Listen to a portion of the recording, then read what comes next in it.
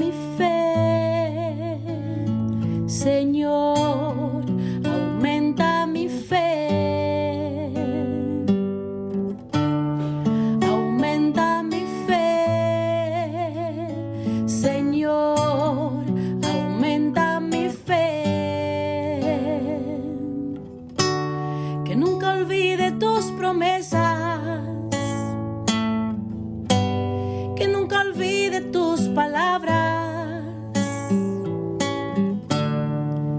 que Él lo crea, que no lo dude jamás. Tu palabra me dice, todo el que pide se le dará, y el que toque a la puerta se le abrirá. Todo es posible, todo es posible para ti, Señor. Aumenta mi fe, Señor, aumenta mi fe. Aumenta mi fe, Señor, aumenta mi fe.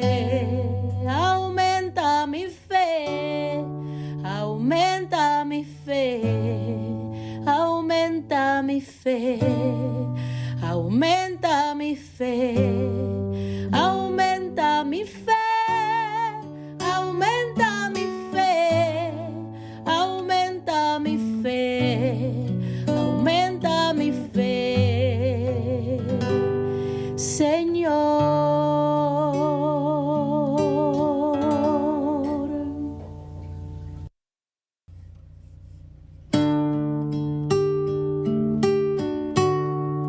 Aumenta mi fe, Señor. Saludos en este glorioso día y bendiciones a los radioquirientes que escuchan Jesús y María Radio, que están sedientos de la palabra de Dios. Les envío un saludo a su hermano Américo Tejada de la parroquia San Simón Stack San José, que está localizada en el Bronx y pertenece a la Arquidiócesis de Nueva York. Estamos aquí todos los lunes y domingos de 5 a 6 p.m. hora de Nueva York. A los hermanos y hermanas que viven en la ciudad de Nueva York, que quieren ponerse en contacto con su servidor, pueden llamarme al 718-933-5299. En este segmento de estudio bíblico titulado Crece en tu fe, estamos estudiando el Evangelio según San Lucas. El evangelista San Lucas fue discípulo y compañero del apóstol San Pablo. Fue de origen antioqueño, era pintor y médico, buen conocedor de la lengua griega, hombre culto, escritor con mentalidad histórica. La tradición apostólica consideró desde el inicio este evangelio como texto sagrado, inspirado por Dios. La identidad de San Lucas, por consiguiente, es dinámica, quiere transformar las raíces del creyente o los rasgos del creyente en los de aquel en quien se cree. Y este es Jesús, que es palabra de Dios, que reveló en el suyo el rostro del Padre. Este evangelio es el evangelio de la misericordia. Describe a Jesús como centro del tiempo. En Jesús se cumple tanto el pasado de la promesa hecha a Israel como el futuro de la salvación abierta a toda la humanidad. El evangelista Lucas se dirige a un lector que proviene del paganismo, pero que ya es creyente y que desea conocer cada vez más a fondo el rostro amado de su Señor y Salvador Jesús. Estamos en el capítulo 6 del Evangelio según San Lucas, donde el Señor Jesús dice que es y se declara Señor del sábado. Pero antes vamos a comenzar con una oración y lo hacemos en el nombre del Padre, del Hijo y del Espíritu Santo. Señor Jesús, que todo lo que hagamos este día inicie con tu bendición y termine con tu ayuda. Que todo lo que digamos este día sea motivado por tu amor e inspirado por tu gracia. Que nuestras obras de este día reciban tu inspiración y perduren en tu paz. Todas estas cosas, Padre Celestial, te las pedimos en el luz y poderoso nombre de tu Hijo Jesús, que vive y reina en unión del Espíritu Santo, quien es Dios, por los siglos de los siglos. Amén. Los créditos de estudios bíblicos son dados al Padre Silvano Fausti, a la Biblia de Jerusalén y a la hermana Evelyn Morán y su ministerio de música. A los hermanos y hermanas que viven en el Bronx, para invitarlos a nuestro ciclo de oración de la parroquia San Simón Stack San José, que está localizada en el 2191 Valentine Avenue, esquina calle 182, comenzando con la misa a las 7:30 p.m. todos los viernes por la noche. Para anunciarles que también tendremos una misa de sanación el segundo viernes de cada mes a las 7:30 p.m., donde se impartirá el sacramento de la unción de los enfermos y también se orará por ellos. Así que traigan todos sus enfermos o vengan para orar por ellos. Habrá acceso para personas en sillas de ruedas. También tendremos una hora santa con la exposición del Santísimo todos los jueves de 7 a 8 p.m. Así que están todos invitados. Decíamos que en el capítulo anterior estábamos en el Evangelio según San Lucas, capítulo 6, y decíamos que algunos códices, en vez de la palabra un sábado, leen en un segundo primer sábado. Expresión que es difícil de entender. Seguimos leyendo el versículo 1, porque estamos en el versículo 1, por supuesto. Dice, cruzaba por unos sembrados. Hermanos, a diferencia del evangelista Marcos, aquí se presenta al Señor Jesús solo, en su camino por el medio del trigo el día sábado. Él forma un solo cuerpo con el brotar de la vida que lo rodea. En él, nuestra tierra ha dado su fruto y Dios nos ha bendecido, ha hecho resplandecer sobre nosotros la luz de su rostro, de tal modo que conozcamos sobre la tierra su camino y experimentemos su belleza, como lo anuncia el Salmo 67. Él mismo se ha comparado con el grano de trigo, que, al ser sembrado, produce una mies abundante, como lo anuncia Juan capítulo 12. Su paso se nos describe como en el Salmo 65, donde dice, tú visitas la tierra y la haces rebosar, los valles se cubren de trigo, y los trigos de gozo y las canciones. Seguimos leyendo el versículo. Sus discípulos arrancaban y comían espigas, desgranándolas. Hermanos, en este primer sábado, los discípulos se alimentan de Cristo, o sea, la Eucaristía.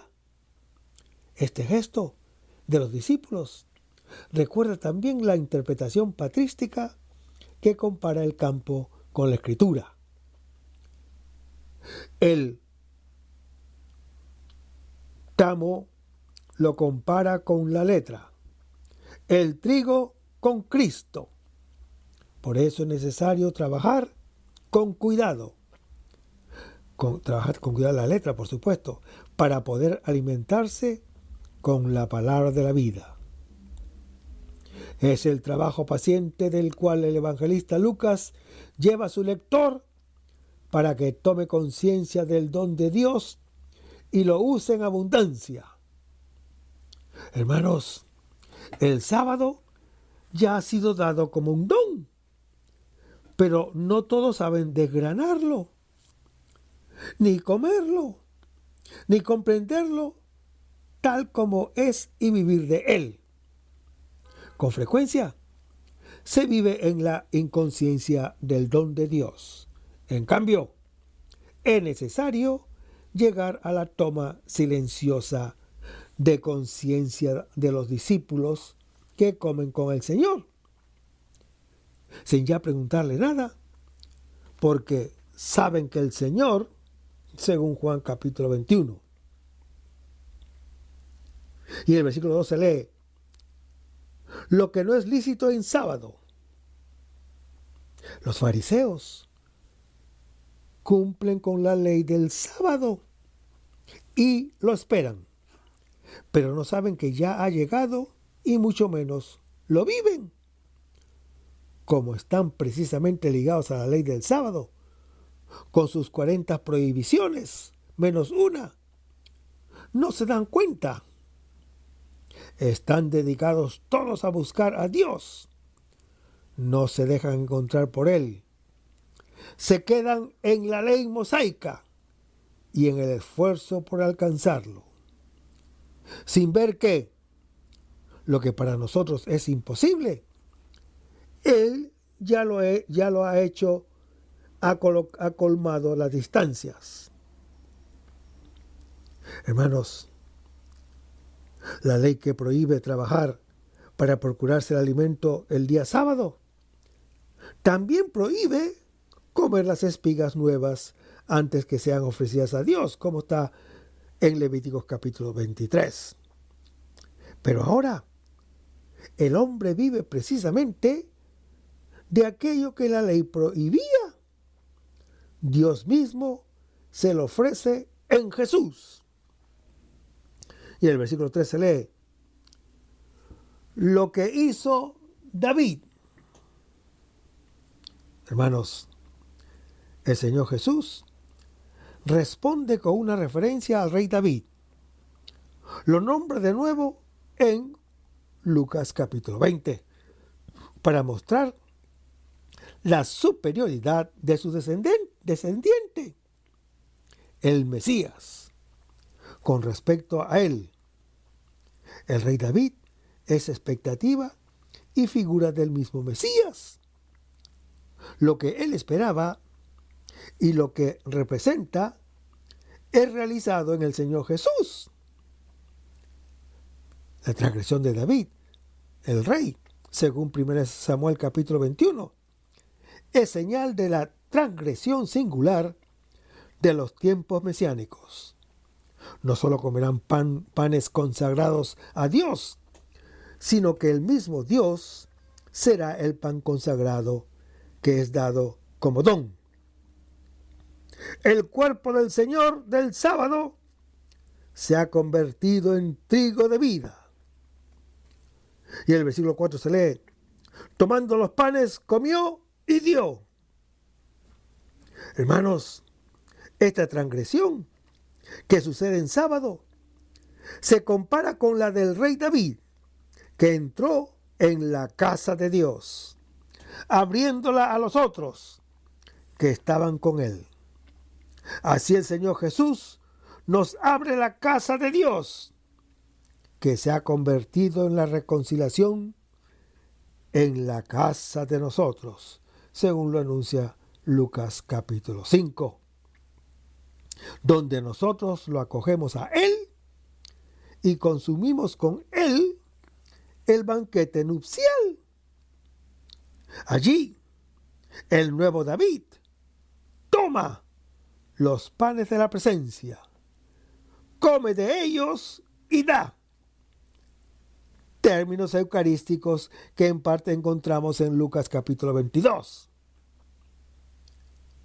Es el verdadero maná, el alimento mesiánico que no se podía recoger el sábado. Es el nuevo alimento del nuevo pueblo que ya comemos en este segundo sábado, que es el verdadero primer sábado por su importancia. Es el día del Señor, el domingo, del cual el primer sábado era tan solo figura. Hermanos, este alimento nos convierte en pueblo sacerdotal, en comunión de vida con Dios, y nos permite a todos cumplir lo que antes solo a los sacerdotes les estaba permitido. Antes solo ellos podían comer el pan ofrecido a Dios, que era figura de ese pan que Dios ofrece y al que hoy todos somos admitidos. Y el versículo 5 se lee: el Hijo del Hombre es Señor del sábado. Este es el motivo por el cual nosotros vivimos de Dios. En el Señor Jesús se halla presente el día de Dios. Él es el Señor del sábado. En efecto, hermano que me escuchas, Él es Hijo del Hombre. Esa figura divina que el profeta Daniel en su capítulo 7 entrevió y que no solo reconcilia al creyente con Dios, según Lucas capítulo 5, sino que también le da una casa nueva, la misma casa de Dios. Hermanos, el sábado de Dios, del cual se alimenta y vive en el pan que en Jesús se le entrega como un don, lo que ninguna ley jamás le había prometido ni permitido. Dios lo da al creyente como un don en el Hijo del Hombre. Se entrega él mismo como un don y como vida. De aquí nace la libertad cristiana. El que vive de este sábado vive de Dios y para Dios, y ya no está bajo ninguna ley, no porque la quebranta, sino porque la ha cumplido toda. En efecto, hermano que me escuchas, en el pan recibido y dado como un don vive el mandato del amor, que ninguna ley está en condición de hacer cumplir, según lo anuncia Deuteronomio capítulo 6. Ninguna ley puede hacer amar. El creyente finalmente puede amar a Dios y vivir de Él, asimilándose a Él en este pan sabático en su casa. A través del Señor del sábado, el sábado de Dios se le da como un don a cada creyente. Se puede finalmente llegar al descanso del séptimo día, símbolo de la resurrección del último día. La vida se renueva de la libertad y en la alegría de amar, llena de los frutos de Dios. Hermanos, el sábado y la ley no se quebrantan, sino que se acatan y quedan cumplidos, al igual que la fatiga del camino, que cesa en el descanso de la meta.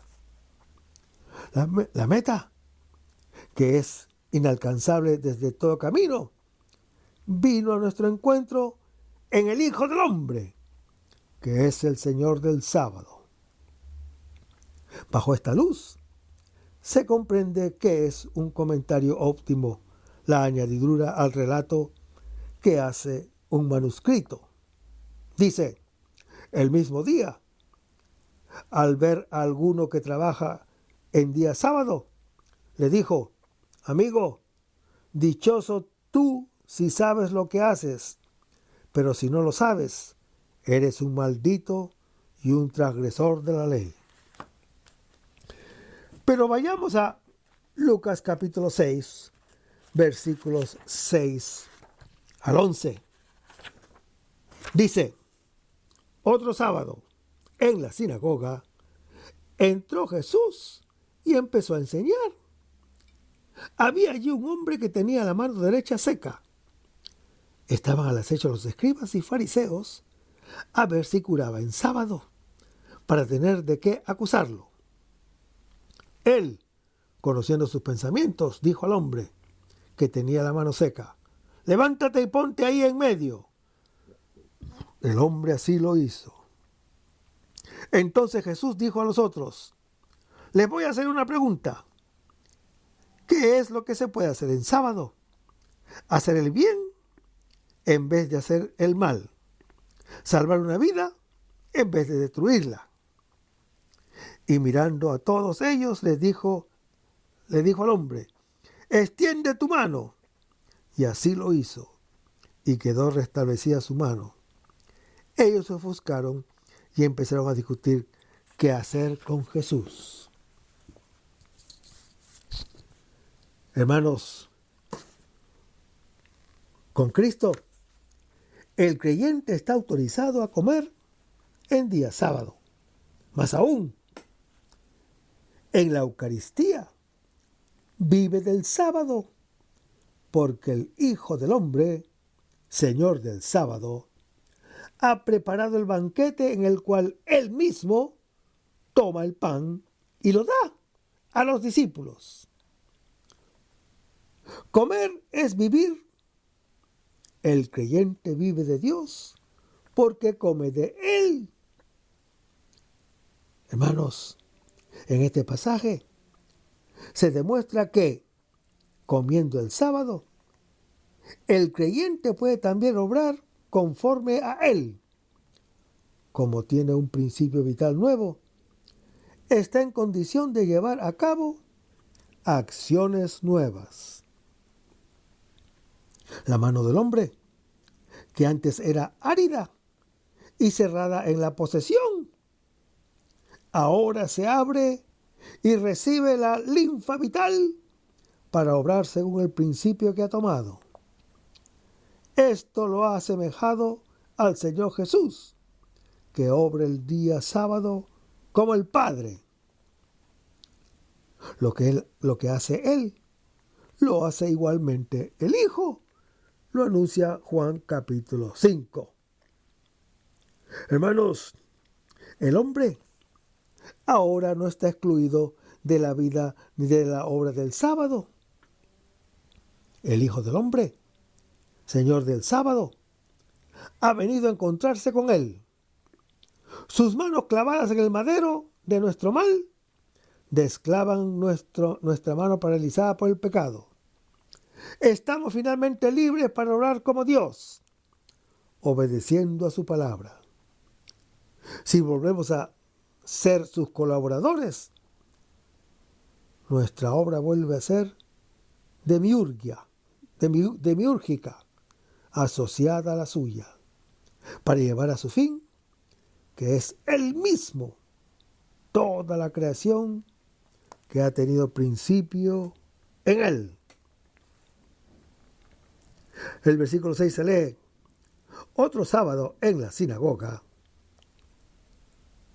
Hermanos, nos hallamos en el cuarto sábado de la actividad del Señor Jesús que el evangelista Lucas nos describe.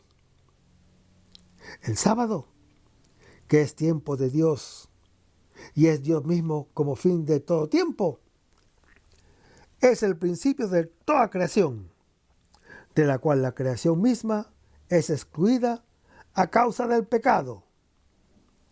Estamos en la sinagoga, lugar de la escucha de la ley mosaica, de la obediencia de Dios.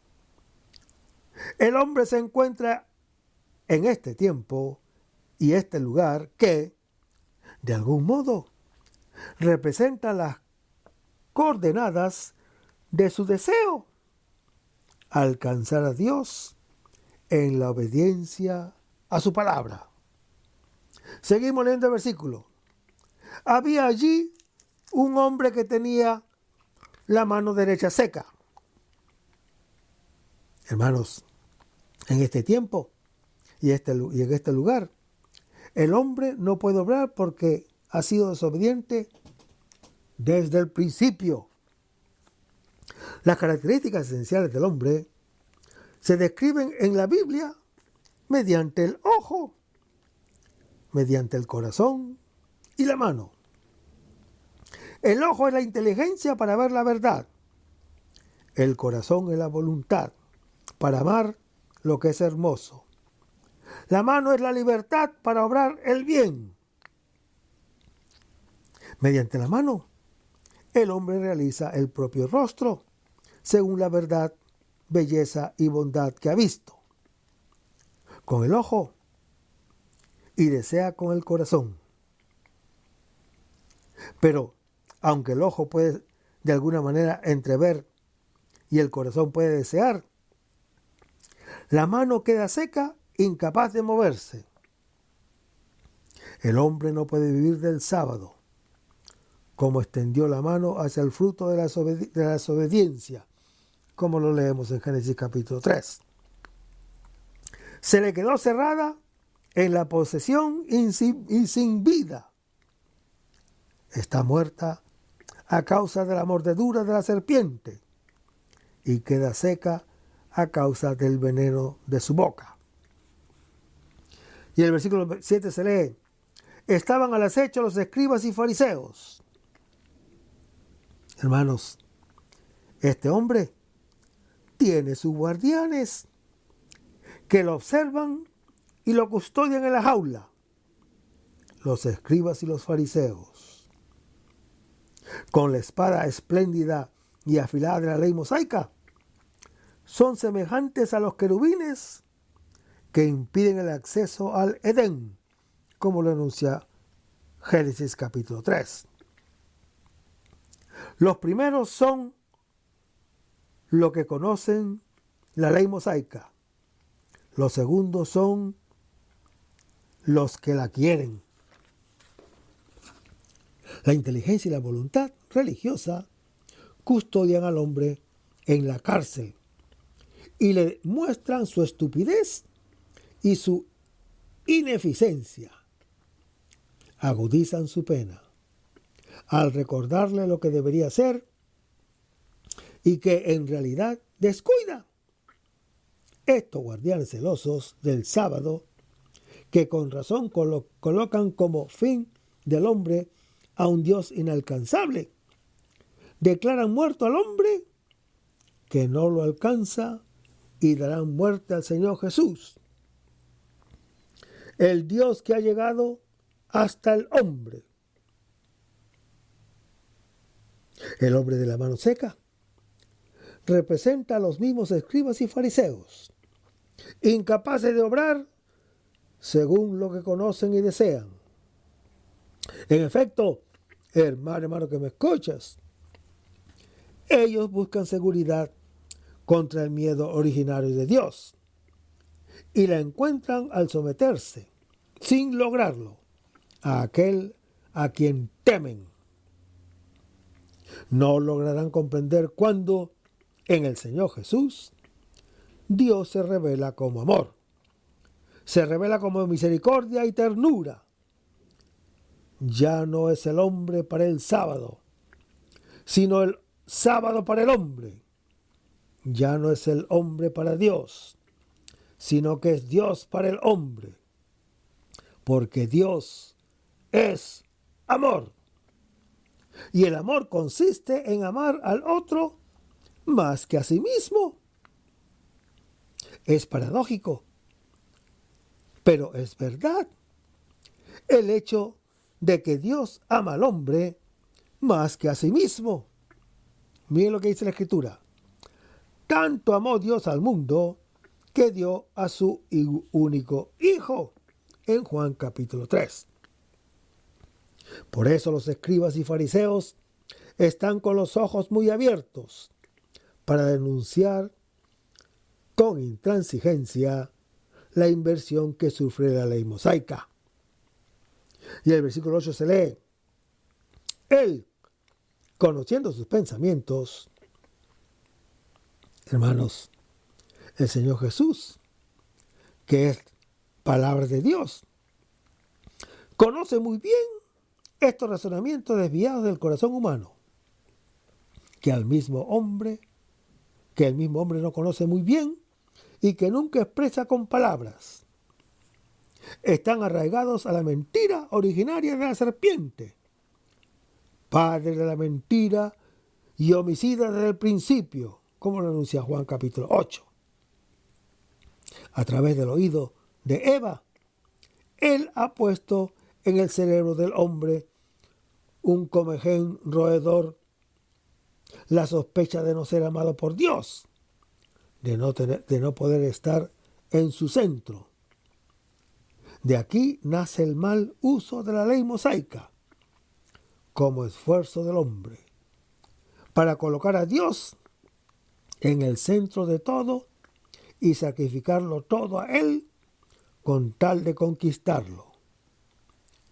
Esta mentira nos impide comprender el Evangelio y dar oídos a las palabras del Señor, como está en Juan capítulo 8, y nos hace hijos del diablo, porque el hombre se convierte en la palabra que escucha. Hermanos, el Señor revela en Lucas capítulo 2 y conoce en Lucas capítulo 5 los falsos razonamientos del corazón, incluso los de los discípulos en Lucas capítulo 9. Son elucubraciones pensadas y no dichas que paralizan la mano para la vida, pero la hacen hábil al dar muerte. El Señor Jesús, como respuesta, se dirige y habla directamente al hombre encerrado en su parálisis. Seguimos leyendo el versículo. Levántate y ponte ahí en medio. Dice el Señor Jesús, resucita, levántate, porque en su mano obra la muerte. Pero, ¿cómo resucitó este hombre? ¿Cómo?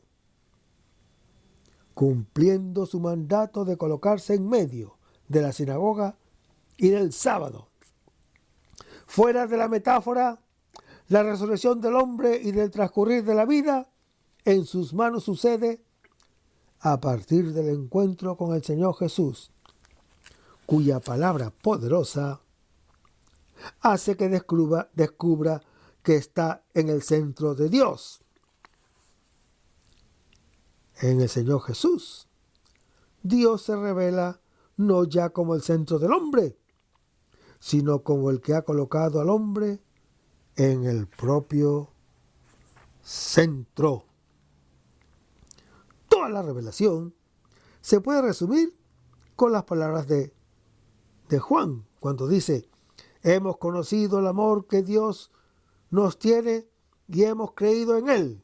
Y lo dice en 1 Juan, capítulo 4. Entonces sucede que Dios, no ya por miedo, sino por amor, vuelve a ser el centro del creyente, que ha descubierto que está en el centro de Dios. Antes la ley mosaica era muerte, porque imponía lo que era inalcanzable. En efecto, hermano que me escuchas, nadie puede amar si no es amado. Ahora, en cambio, se puede vivir según la ley mosaica. El creyente puede amar a Dios y al prójimo, porque se siente amado por Dios. Su mano queda curada y puede obrar como Dios, que es amor. Y en el versículo 9 se lee, hacer el bien en vez de hacer el mal, salvar una vida en vez de destruirla. La pregunta del Señor Jesús se refiere al sentido mismo de la ley mosaica, hacer el bien y evitar el mal. El sentido encuentra su plenitud en el mandamiento del amor, según lo anuncia el apóstol Pablo en su epístola a los Romanos, capítulo 13. Pero está imposibilitado para vivirlo, porque ha dado oídos al enemigo, que le ha dicho que Dios no lo ama. Por eso, la distancia que Dios ha colocado entre Él mismo y nuestra imagen de Él, que es la cruz, signo extremo de amor. El que mira la cruz del Hijo del Hombre queda curado del veneno mortal de la serpiente. Lo anuncia Juan capítulo 3. La pregunta del Señor Jesús tiene una respuesta evidente, pero esta queda excluida por el silencio.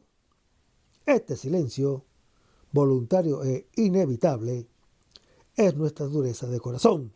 Lo anuncia Marcos capítulo 3.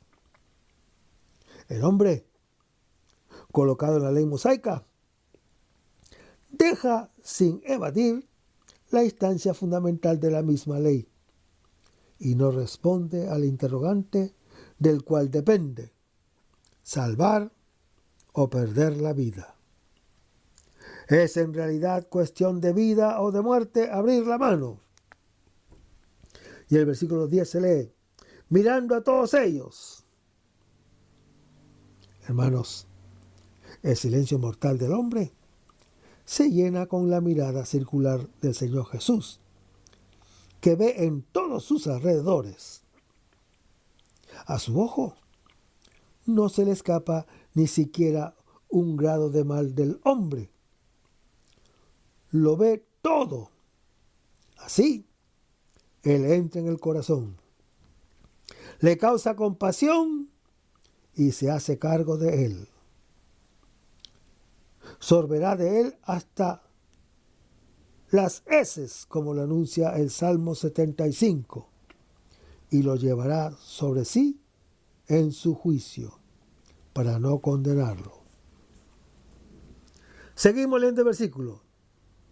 Extiende la mano, dice el Señor Jesús. Al oír esta palabra, el hombre podía responder: ¡es imposible! Y tenía razón, humanamente hablando. En cambio, la fe y su situación desesperada hace que él considere como posible una orden imposible. Y de ese modo hace posible lo que es imposible. Hermanos, en la obediencia a la palabra de Dios, hace lo que se le ha ordenado, y la mano se mueve y se extiende. Seguimos leyendo el versículo. Quedó restablecida su mano. Fue reconstruida como era al principio. Al comentar este pasaje, San Ambrosio dice: el Señor impregna con el fruto saludable de las buenas obras esa mano que Adán había extendido para tomar los frutos del árbol prohibido, de tal modo que ella no se secó por la culpa, queda curada mediante las buenas obras. Ahora el creyente, creado a imagen y semejanza de Dios, obedeciendo a la palabra del Señor Jesús, que lo coloca en el centro del sábado y de la sinagoga, de Dios y de la ley mosaica, y le dice que extienda la mano, tiene la mano hecha como nueva. El hombre es devuelto a su origen, puede vivir y por consiguiente obrar en sábado como Dios, porque es hijo suyo. Nuestra acción vuelve de la obediencia al Padre de la mentira a la obediencia al Padre Celestial, que es el Padre de la verdad y de la vida. ¿Qué puede hacer la mano nueva del hombre? Puede, del mismo modo que el Hijo de Dios, obrar como el Padre Celestial y hacer lo que le ve hacer a él, como lo anuncia Juan capítulo 5. Es una verdadera apostatasis del hombre. En el encuentro con el Señor Jesús, en la obediencia a su palabra, que nos ha colocado en medio y nos pide lo que parece imposible. Finalmente estamos curados del mal tremendo de no poder obrar el bien que aprobamos y de hacer el mal que detestamos, como lo anuncia el apóstol Pablo en su epístola a los Romanos, capítulo 7. La ley mosaica, aunque es justa, mata. El don del Señor Jesús da la vida sin medida. Y el versículo 11 se lee: ellos se ofuscaron. El que no obedece, en lugar de estar lleno del Espíritu Santo, que hace nuevas las cosas y da vida, se llena de ofuscación furiosa y homicida, lleno de muerte como el leproso de Lucas capítulo 5. Su ofuscación no origina palabras, sino solamente un discurrir oculto y tenebroso. El miedo a la muerte viene a ser principio de sus razonamientos desviados. Ellos cortarán la vida del Señor Jesús y colgarán en el travesaño del poste la palabra de vida. Pero vayamos a Lucas capítulo 6, versículos 12 al 19, donde se lee: por aquel tiempo se fue al monte a orar y pasó la noche en la oración de Dios. Cuando se hizo de día, llamó a sus discípulos y eligió a 12 de entre ellos, a los que les dio el nombre de apóstoles. Fueron estos Simón, a quien puso el nombre de Pedro, Andrés, su hermano, Santiago y Juan, Felipe, Bartolomé, Mateo, Tomás, Santiago, hijo de Alfeo, Simón, llamado el celoso, Judas, hijo de Santiago, y Judas Iscariote, que llegó a ser un traidor. Bajó con ellos y se detuvo en un paraje llano.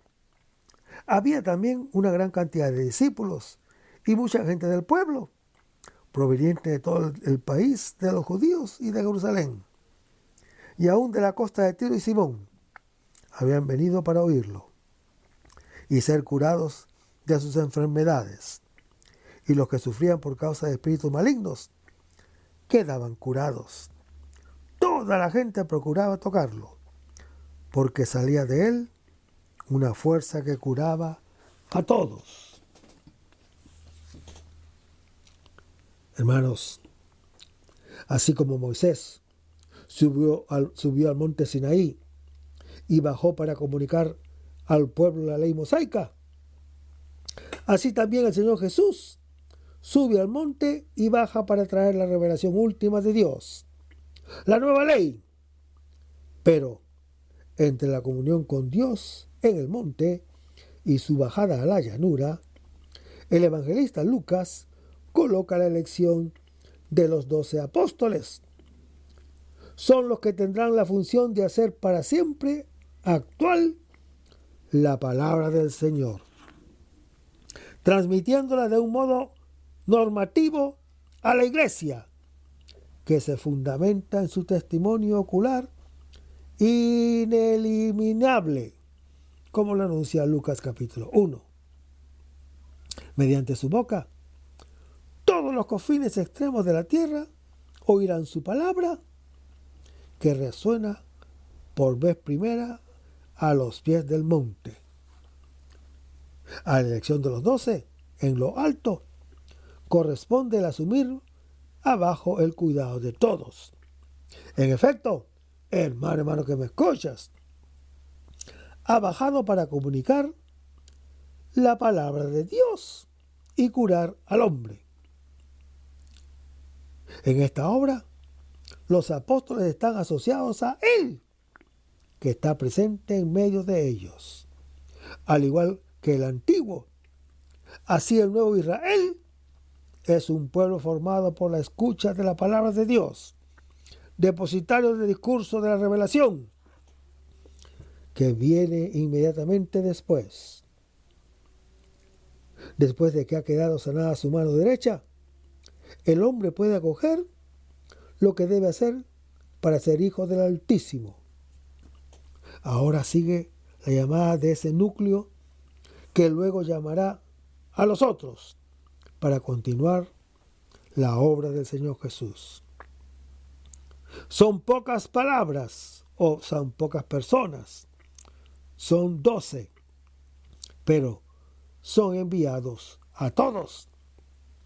Precisamente a las 12 tribus del pueblo de Dios. Hermanos, la creación de los 12 es la séptima acción poderosa del Señor Jesús, donde se cumple y haya descanso todo su trabajo. Es el nuevo mundo. La humanidad que le escucha entra en el día de Dios y llega a su descanso. Parece que los 12 son muy poca cosa frente a la inmensidad del mundo al cual son enviados. Pero es el estilo constante de Dios hacerlo todo por medio de muy poco, como lo anuncia Jueces capítulo 7. Su acción siempre es sacramental. En una pequeña señal de amor, entrega el don de una realidad infinita y se entrega él mismo como amor. Esta sacramentalidad por la cual el infinito obra en la pequeñez es necesaria porque Dios es infinito y el hombre es limitado. Pero está hecho para el infinito. Pero es también necesaria para respetar la libertad del hombre, a quien Dios ama y por el cual quiere ser amado con la libertad. Lo pequeño no se impone, solo se propone y puede ser acogido o no. No hay que olvidar nunca la eficacia real e infinita de la pequeña señal, ni a nivel personal ni a nivel eclesial. Se caería en delirios de omnipotencia, viejos como el pecado de Génesis capítulo 3. Hermanos, la llamada al apostolado, que es como la mañana de la pequeña iglesia, que está ascendiendo, que está naciendo, según Lucas capítulo 12, nace de la noche de oración del Señor Jesús. Es como decir que la llamada que funda la iglesia nace de su comunión con el Padre Celestial hasta dentro de la noche. Es decir, hermano que me escuchas, desde la obediencia y el amor a Él hasta la muerte. Y es una llamada a la misma comunión, que es la finalidad de todo apostolado. Y el versículo 11 se lee: se fue al monte a orar y se pasó la noche en la oración de Dios. Hermanos, antes de la elección de los apóstoles, hubo una noche que transcurrió toda en la oración de Dios. La oración, así como fue la fuerza del Señor Jesús, primer apóstol, para conocer y cumplir la voluntad del Padre Celestial, como lo anuncia Lucas capítulo 22. Así también es el origen de toda acción y de toda opción apostólica, como está en Hechos capítulo 1. Esta oración, hermano que me escuchas, es el fruto de un éxodo, porque dice se fue. El servicio de Dios es posible después de la salida de la esclavitud de los ídolos. En efecto, se especifica que es la oración de Dios, no una cualquiera. Existen oraciones que ni son de Dios, sino de los propios ídolos, como cuando le rezamos exponiendo nuestros deseos con poca solicitud, para escuchar los suyos o por escuchar los suyos. Esta es una perversión que sucede con frecuencia o casi siempre. Además, esta oración no se lleva a cabo sobre un monte cualquiera, un lugar solitario colocado hacia lo alto, sino sobre el monte, alusión al lugar de la revelación de Dios. Esta oración, hermano que me escuchas, separada de los hombres y cercana a Dios, se realiza de noche. En la noche, cuando la nada envuelve todas las cosas, no hay alternativa para el sueño, analogía de la muerte, sino la vigilancia y la comunión con Dios. La noche es el fracaso o la verdad del hombre, o uno se abandona al vacío de la muerte o en los brazos de Dios, fuente de vida. La oración es la única fuerza para superar la noche, y el hombre conoce muchas noches, y también, sobre todo, de día. Mientras de noche las siente y las sueña, de día las produce y las realiza. Y el versículo 13 se lee: cuando se hizo de día, llamó a sus discípulos.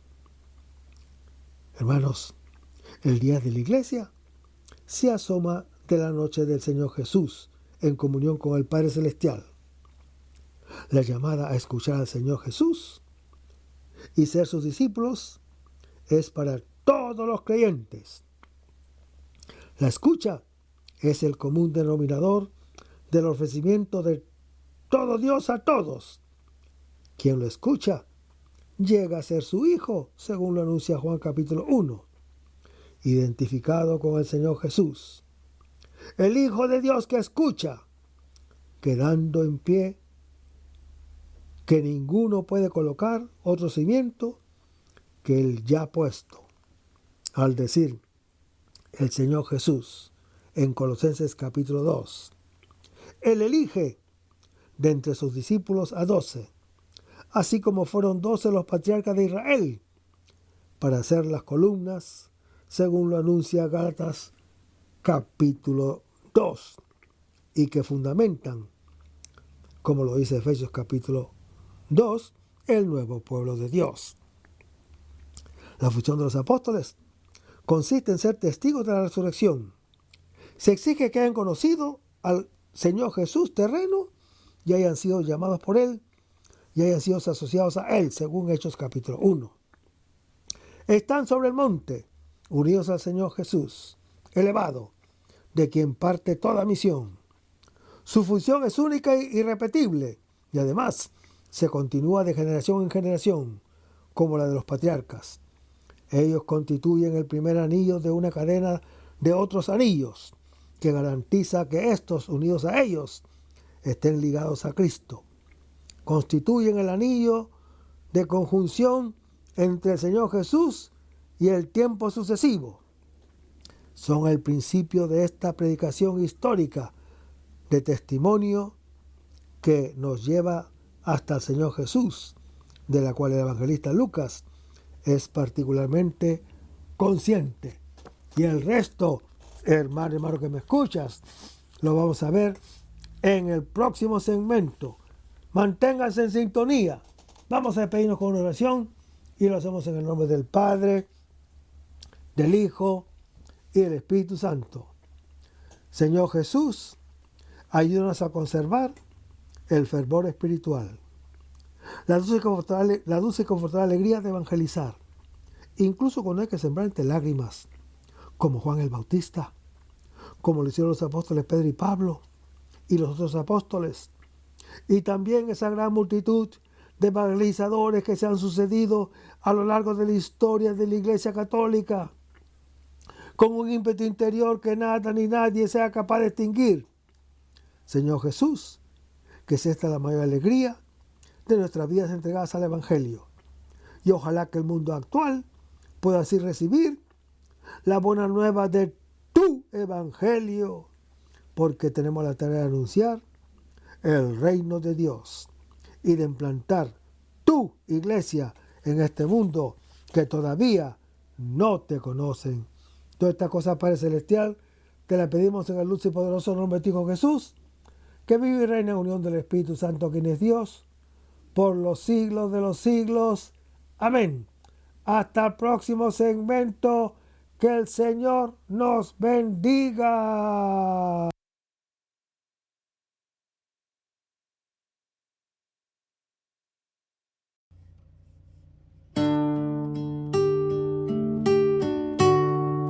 Aumenta mi fe, Señor, aumenta mi fe.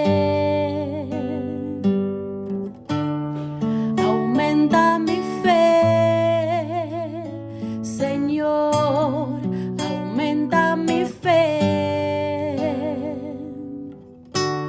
Que nunca olvide tus promesas, que nunca olvide tus palabras, que Él lo crea, que no lo dude jamás. Tu palabra me dice, todo el que pide se le dará, y el que toque a la puerta se le abrirá. Todo es posible, todo es posible para ti, Señor.